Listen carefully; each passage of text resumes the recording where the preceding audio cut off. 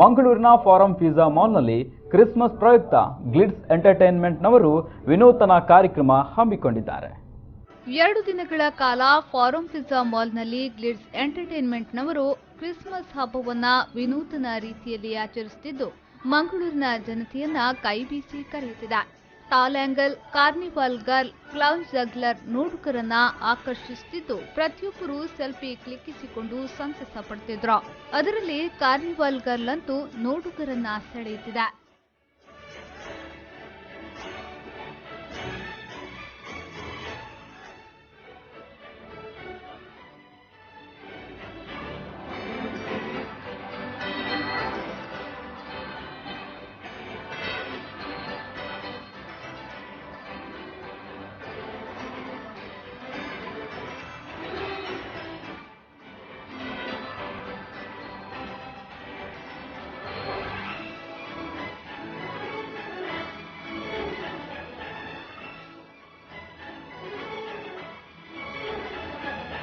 ಈ ಸಂದರ್ಭ ಗ್ಲಿಟ್ಸ್ ಎಂಟರ್ಟೈನ್ಮೆಂಟ್ನ ಮಾಲಕರಾದ ದೀಪ್ತಿ, ಸುವರ್ಣ, ತುಷಾರ್ ಉಪಸ್ಥಿತರಿದ್ದರು.